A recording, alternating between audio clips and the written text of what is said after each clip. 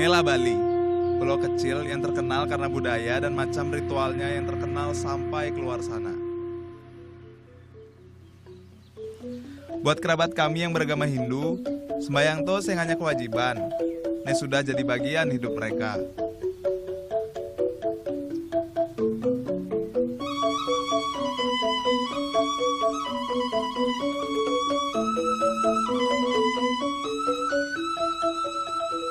Walau orang tua taunya Bali dengan budaya Hindunya, ada beberapa desa yang terkenal karena warganya kebanyakan Muslim. Salah satunya ya desa Tiang di Pegayaman ini. Kami punya julukan Nyame Selam. Artinya saudara yang beragama Islam.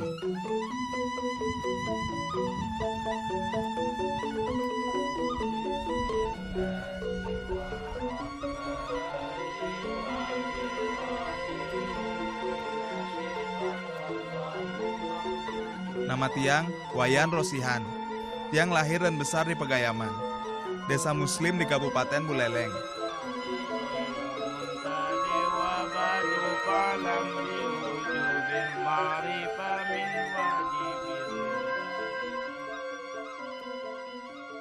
Singa ini, cara kami kelola ume atau sawah di desa. Kami pakai sistem subak yang dipakai sejak dulu di Bali. Ada yang bilang, subak ne bahkan sudah dipakai ribuan tahun lamanya.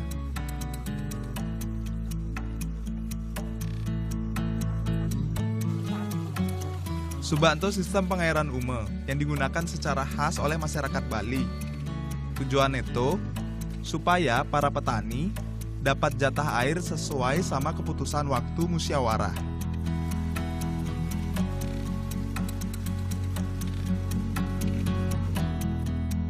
Semua petani di desanya otomatis lah jadi kerame atau anggota subak. Kami pun pakai sistem subak yang sama dengan warga Bali lainnya. Yang membedakan cuma cara kami mendoakan umene.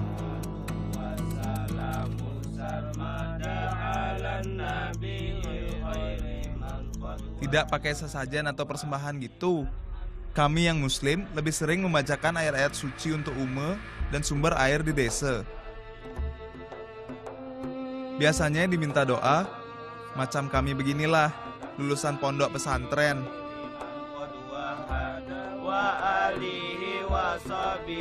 Sebenarnya, kita tuh bisa baca apa aja untuk doakan ume. Yang penting niatnya kan baik. Doa kami supaya sumber air untuk ume itu bisa mengalir dengan lancar. Dan panen di desa kami pun bisa melimpah. Tiang juga berdoa supaya hujan yang datang nanti bawa berkah untuk semua yang ada di desa.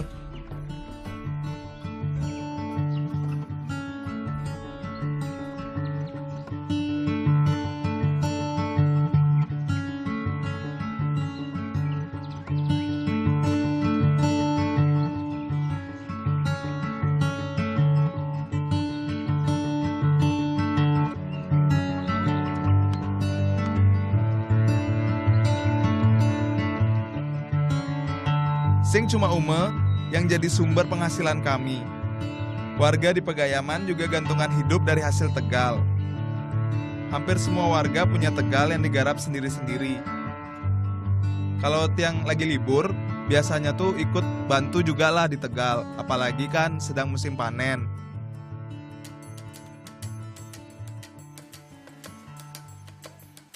Inilah hasil tegal kami, cengkeh.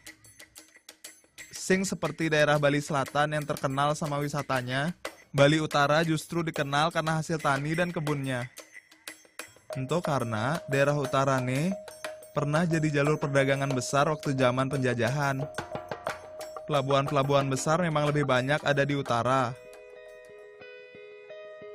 Salah satu hasil bumi yang masuk ke Bali adalah cengkeh yang asalnya dari Maluku. Cengkeh-cengkeh kami memang belum berumur ratusan tahun. Tapi sejak warga putuskan mau tanam cengkeh, hasilnya itu tidak pernah putus kasih rejeki.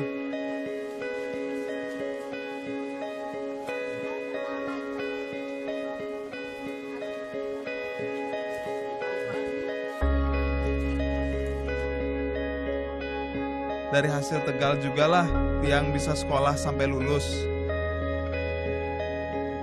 Perawatan cengkeh juga sing sulit.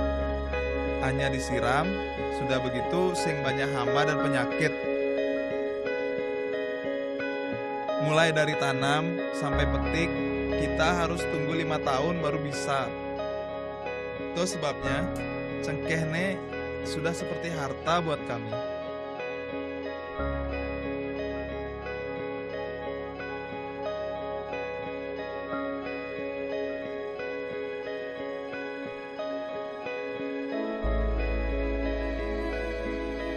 Sekarang harga bunga cengkeh yang sudah kering bisa laku dijual sampai Rp115.000 per kilonya. Ya, walau harga cengkeh juga ada naik turunnya, tapi kami nggak pernah tuh putus asa.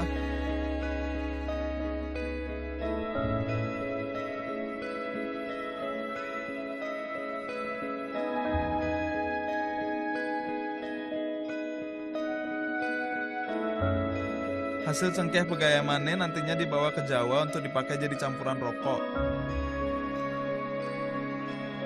Cengkeh Pegayamanne memang bukan yang terbaik di Indonesia, tapi inilah cengkeh terbaik hasil Tegal tiang sendiri.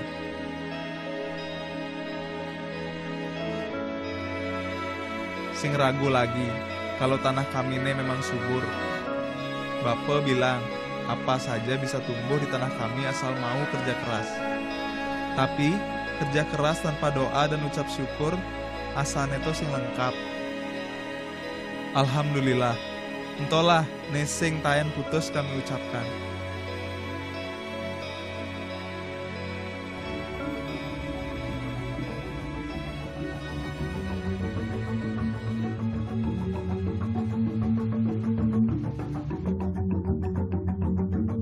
Yuk, kalau mau mampir kemari, dari Denpasar jaraknya hanya 2 jam kalau naik mobil. Cari aja tiang Rosian, pasti tiang temani. Karena kebanyakan muslim, Pegayamanne mula sing nampak seperti di Bali. Rumah-rumah kami sing dihias pakai ukiran atau pahatan yang jadi ciri Hindu Bali. Tapi sing dadi soal, kalau dengar cerita dari Bape dan Meme soal rukunnya kami melaksanakan ibadah, tiang justru ingat bersyukur. Beginilah cara kami hidup di Pegayaman.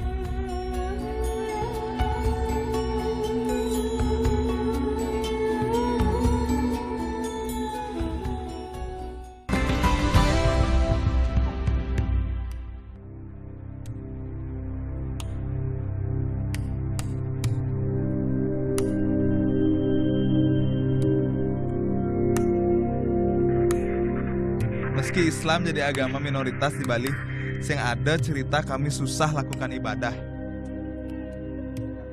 Makanya cerita niki tiang bawa supaya orang-orang tahu bagaimana rukun dan bangganya kami jadi muslim di Bali. Salah satunya cerita soal rukunnya kami hidup berdampingan dengan umat Hindu Bali. Niki contohnya. Tiap bulan puasa dan hari besar muslim lainnya, kami pasti adakan yang namanya ngejot. Di sini, kami bergiliran antar makanan untuk kerabat atau tetangga. Sing harus banyak atau selalu mewah. Kue atau jajan tradisional begini selalu jadi pilihan. Ngejot sing setiap hari dilakukan. Tapi, kalau sedang ada rezekinya, kami sing pernah pelit untuk berbagi. Hari ini Meme mau buat jaje tulut dan laklak. Kalau dalam bahasa Bali, tulut itu artinya didorong. Meme ini memang ahlinya kalau buat tulut. Tiang berani jamin rasanya.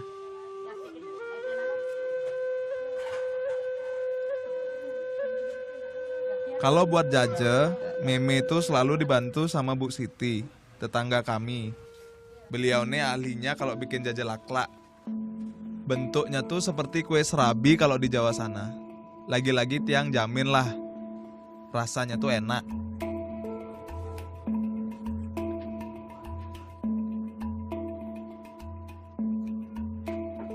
Jaja yang sudah jadi, kami taruh dalam wadah bambu khusus. Di sini sebutannya penara. Wadah juga biasa dipakai kalau ada upacara dan sembahyang ke pura.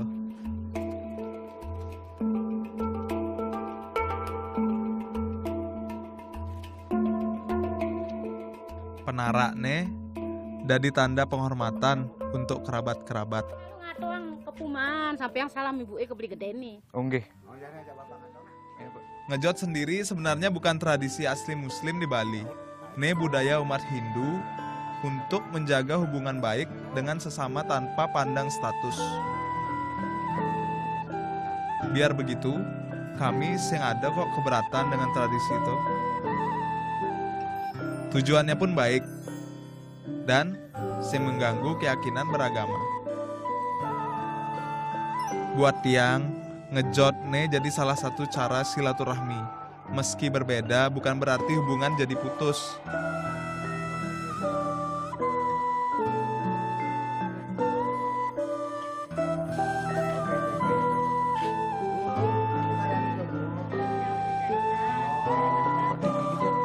Niki juga jadi bukti kalau kami di sini tuh punya hubungan yang baik dengan sesama penganut agama. Kalau sudah kumpul, sing ada tuh yang namanya malu-malu. Sikap saling menghargai inilah yang buat tiang bangga betul jadi Muslim di Bali.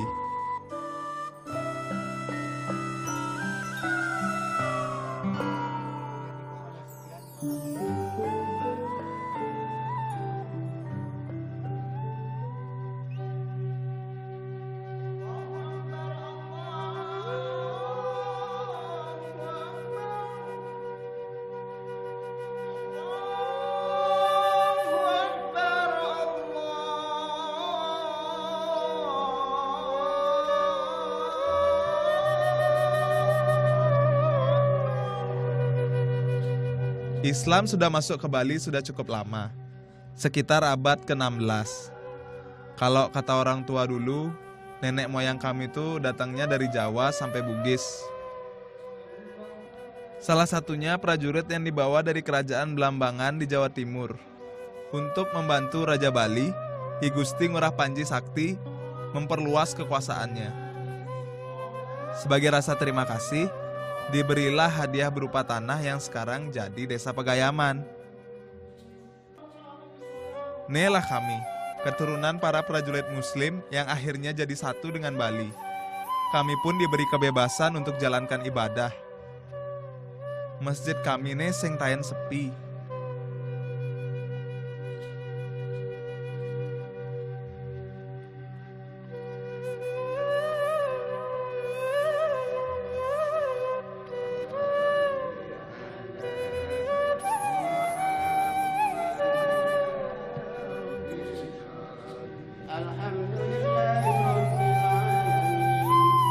Kalau habis sholat, jangan langsung pulang dulu. Lagi kegiatan yang selalu tiang ikuti. Tadarus 3 juz tiap malam. Tapi, jangan bandingkan kemampuan ngaji tiang dengan bapak-bapak ya.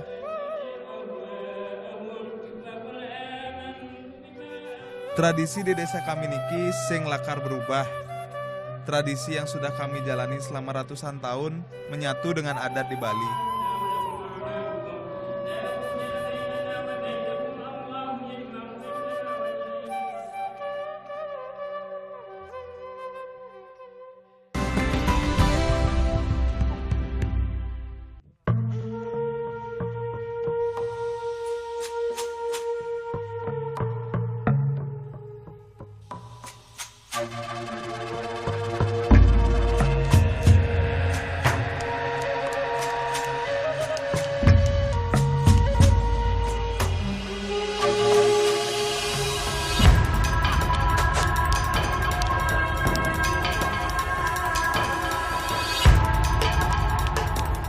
Kalau dengar cerita soal Islam di Pegayaman mules yang ada habisnya. Tiang selalu ingat cerita dari Bape dan Mimi. Kalau nenek moyang kami dulunya tuh prajurit yang hebat. Tiang percaya tuh. Buktinya kami punya warisan ilmu bela diri yang jadi ciri khas di Pegayaman. Kalau dengar cerita Bape, Sing ada pencak silat lain seperti ini di Bali.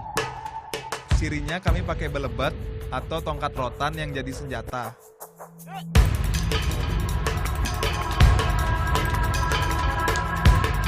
Awalnya, pencak silat jadi atraksi buat hibur para prajurit waktu perang dulu. Ini sekaligus jadi tempat buat mereka melatih keahlian pakai senjata. Sekarang, inilah warisan budaya milik kami. Walau nenek moyang kami ini bukan asli dari Bali, pencak silatlah yang jadi pengingat kalau kami ini prajurit yang pernah bertempur untuk Bali.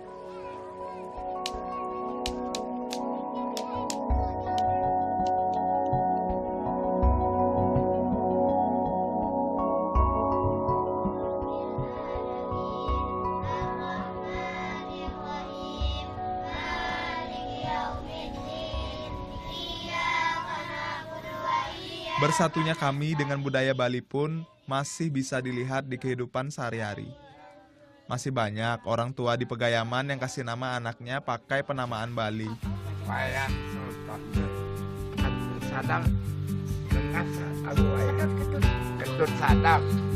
Bismillahirrahmanirrahim. Wayan buat anak pertama, Nengah anak kedua, Nyoman to anak ketiga, dan Ketut anak keempat. Gampang lah kalau mau bedakan anak yang lahir keberapa. Lanjutkan wayan. Itulah uniknya di Pegayaman.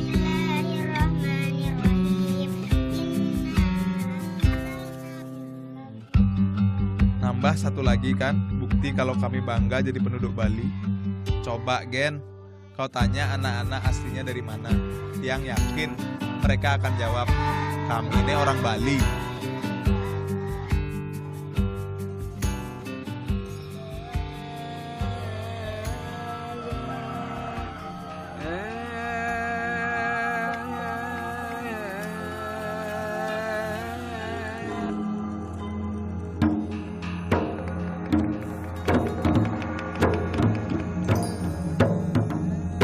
Sing cuma adat istiadat negen. Bali juga dikenal karena punya banyak seniman sampai kerajinan yang mendunia. Desa Tiang memang bukan penghasil seniman seperti itu. Tapi bukan berarti kami sing punya kesenian kebanggaan sendiri. Nih lihat, kami punya kelompok bordah. Mereka nih selalu dicari kalau di Pegayaman sedang ada acara.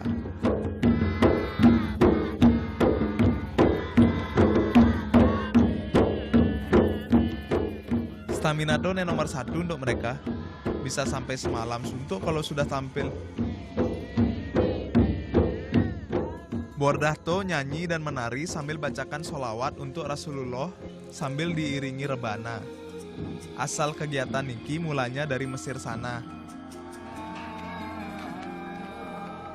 Yang bedakan bordah Pegayaman dengan tempat lain, ya ini. Pemain kami tuh pakai udang atau ikat kepala. Dan kamen atau sarung khas Bali.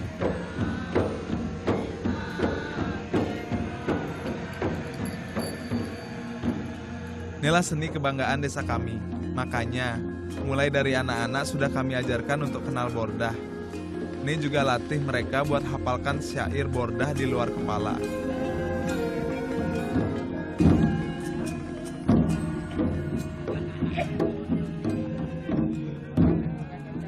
Tapi yang paling susah justru bukan main rebananya. Para penari bordah inilah yang jadi pusatnya. Salah satunya Wayan Ghazali yang bisa dibilang sudah seperti legenda di Pegayaman. Beliau sudah jadi penari sejak usia belasan tahun.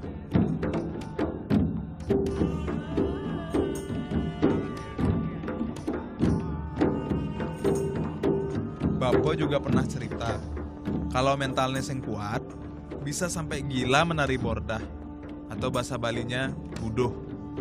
Karena kita harus menghafal gerakan dan syair sampai berjam-jam lamanya.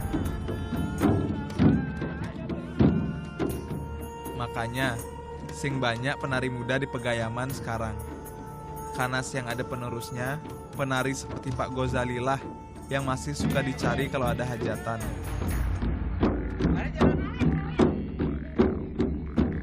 Tiang sing mau kalah lah sama Pak Ghazali. Kalau sedang ada latihan bareng gini, Tiang biasa curi ilmu gratis dari beliau. Ya, namanya juga masih belajar. Jalannya masih panjang kan? Biar begitu, kalau lihat anak-anak semangat ikut latihan, Tiang senang betul. Ento tandane, adat dan budaya kami itu masih punya penerus.